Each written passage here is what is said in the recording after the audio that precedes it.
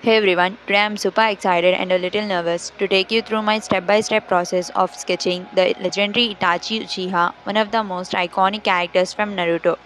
Now I'm not entirely sure how it will turn out, but I am going to give it my best shot. Let's get started. I began with the hair, which is a defining feature of Itachi's look. His hair is sleek, styled, and falls perfectly around his face, so getting the texture right is important. I started with freehand strokes, not worrying too much about precision in the first few lines. You want the hair to flow naturally, and this part takes a bit of patience as the direction and length of the strands matter for capturing his vibe.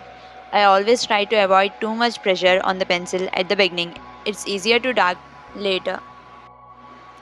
The hairline and parting are key to giving him that calm and composed look.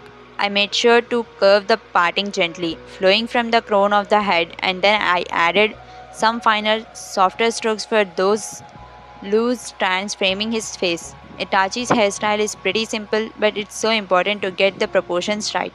So, this part can take a little longer than expected. Next, I move it to the face, starting with the eyes. Itachi's eyes are known for their serene and intense gaze, so I focused on getting the shape and expression just right.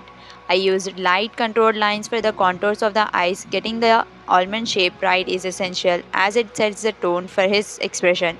I also paid a lot of attention to the placement of the eyes on the face to ensure balance. His eyes are a little tilted and the lashes are quite distinct. It's always a good idea to start with the basic shapes before going to finer details. As I moved on to his face, I added the sharp jawline and subtle nose contours. His jaw is slightly angular, giving him a composed and somewhat reserved look.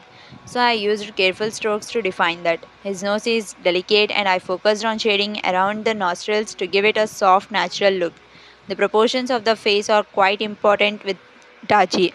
Everything should feel harmonious.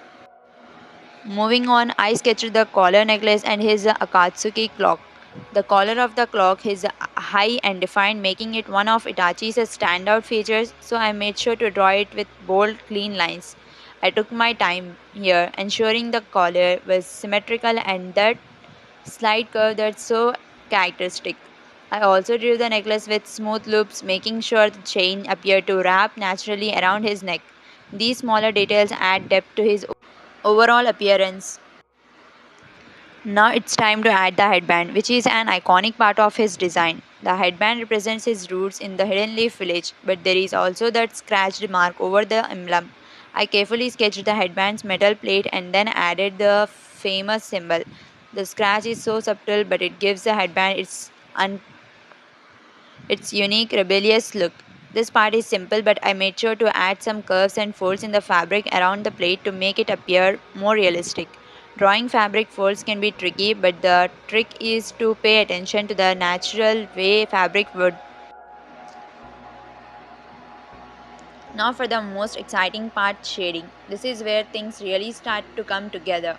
I started light with an HB pencil, sketching in some basic shading and mapping out where the shadows would fall. Shading can completely change the mood of the drawing, so I wanted to take it slow. I used a 2B pencil to darken certain areas like under the chin and the folds of his collar. The 4B pencil came next, adding more definition to the hair, the folds in the cloak, and the shadows around the eyes.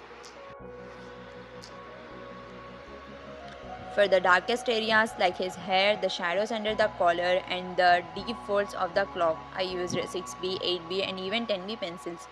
These give the sketch that rich, dark contrast that makes the image pop. When you see these pencils, it's important to layer gradually.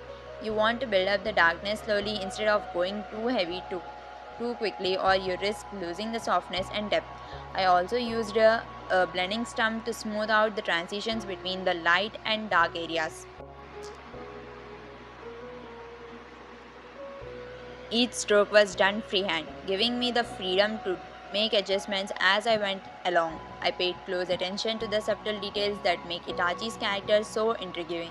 His calm expression, the sharpness of his features, and the smooth flow of his hair. I didn't want to rush through my hair part of it.